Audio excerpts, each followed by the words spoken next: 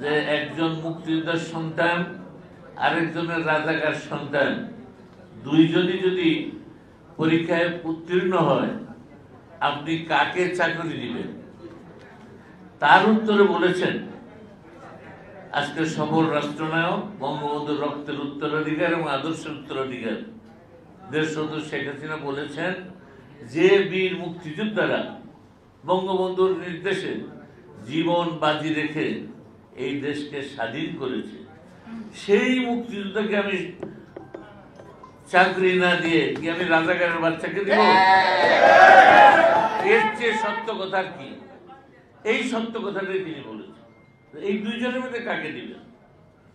সেইটাকেই miss interpret করে অর্থাৎ সেইটাকেই ভুল ব্যাখ্যা দিয়ে পত্রপত্রিকার মাধ্যমে আপনারা বলছেন যে উনি সবাইকে রাজাকারের বাচ্চা বলেছে।